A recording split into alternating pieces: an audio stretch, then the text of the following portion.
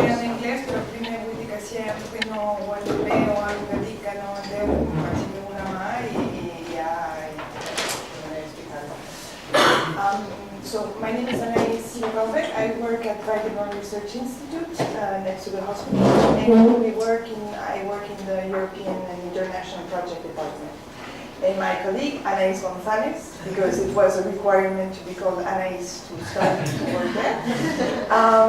So she works, we work together, and what we do in Vardimore is actually to help and give support to researchers like yourself to get proposals together to present projects at European level and international level.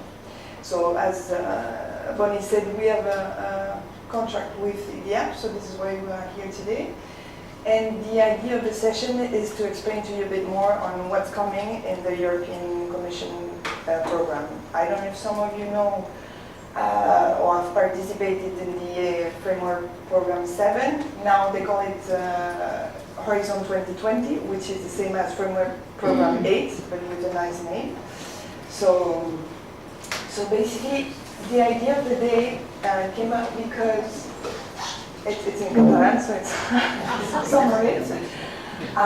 It's kind of to see what is Horizon 2020, topics, what's coming up, how it's organized, how we can actually influence the European Commission to write the programs, and how do we promote these topics or ideas we have and we want to be seen in the programs that we will write. And also, well, it was kind of to present ourselves and show what we do. So basically, the big idea is that the idea of Horizon 2020 is a new program that the European Commission finances every 7-year research program, so what they call the framework program.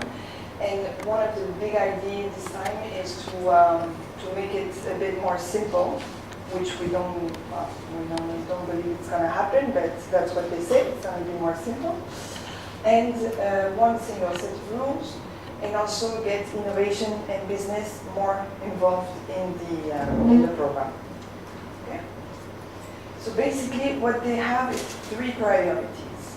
So we have excellent science, competitive industry, and social challenges. So now we're going to each one of them to kind of explain where it's coming from and what we have in FP7 that's going to be now in Horizon 2020. So basically what they want in excellent science is, I don't know if you don't know, I will explain a bit more, but there are 2 big actions right now. The third one next, but one is the European Research Council. So this is the most important excellent science that the European Commission put in place. It's a big program for the best of the best researchers that actually normally the grants go from 1.5 million to 2.5 million euros for a project 3-5 years. Those are the best, like not Nobel Prizes, but just a bit lower than that. So it's quite difficult to get them. But this is one thing that I actually want to potentiate because they're very happy with that, and also to compete more with the USA, for example, in the excellent science. Then you have something that you probably know, Marie Curie Actions, which are the mobility program. Until now, it's been very, very successful because this is what students use to go abroad, and students and also PhD doctors. So basically, what they want is keep on with these programs. Now you have kind of 2 sides of it. You have one that is an individual researcher, for example, from Spain that wants to go to the UK, wants to go to France or to Australia to study something. So it's given a grant to go and be there for 2 to 3 years. There are different types of grants, but I don't think it's the idea to get into all of them. But basically, this is mobility. And then you have the other side, which is the institutional Marie Curie grants, where a few institutions get together and then change personnel during a set of time, normally 3 to 4 years.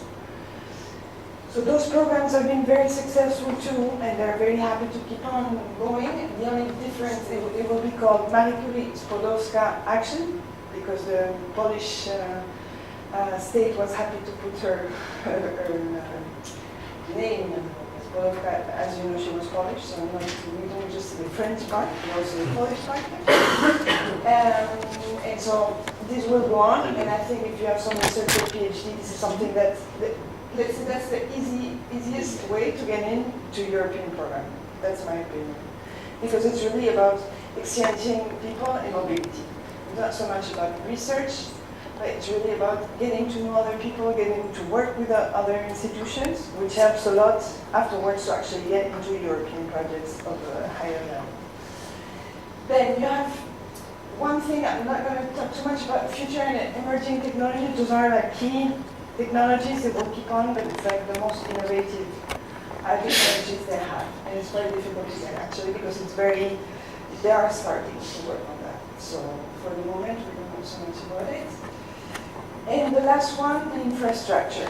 So we're not talking about this project on science, but more on the infrastructure. There's one big thing that's called IDIAP.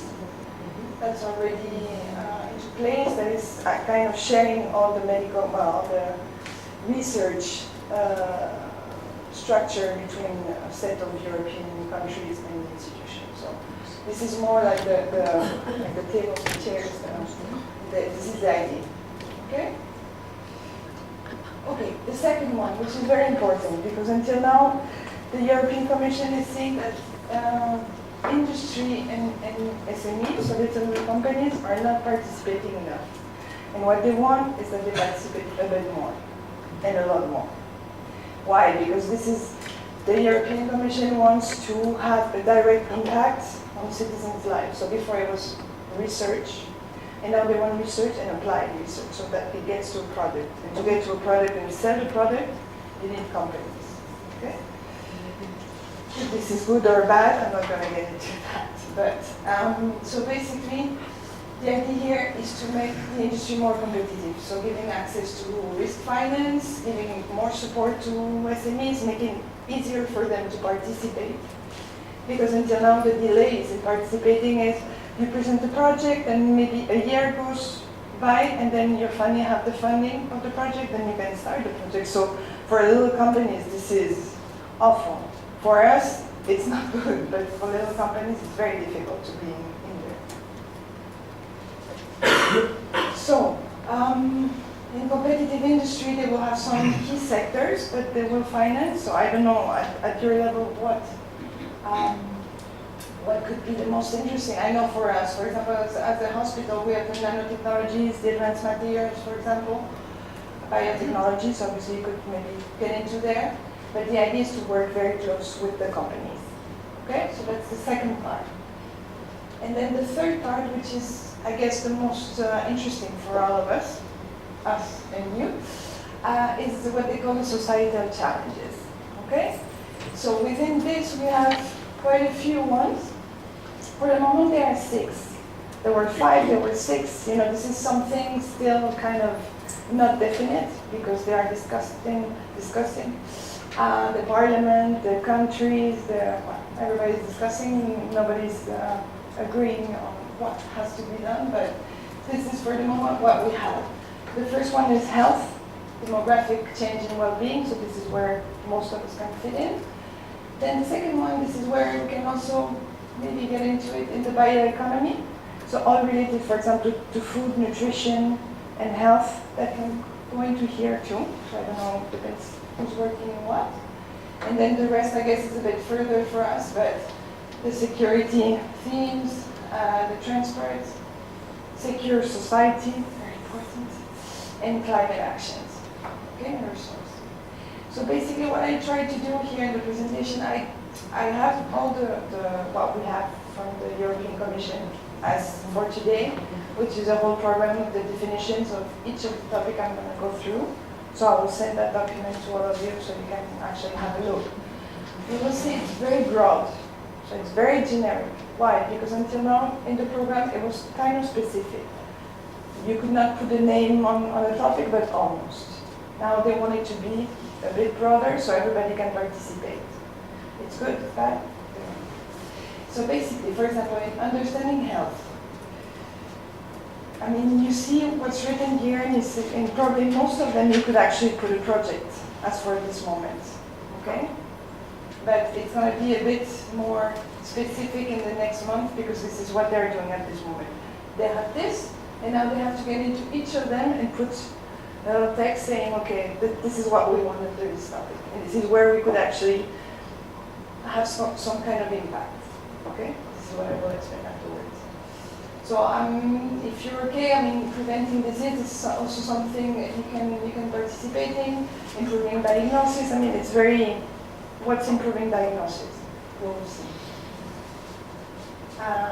Here, I think you could definitely have some points. Active in self-management of health, especially for the primary care. I think it's something interesting. Methods and data, I don't know until what point you are working on that. Okay, healthcare action. I'm just going to show you the document so you can see what's for this one.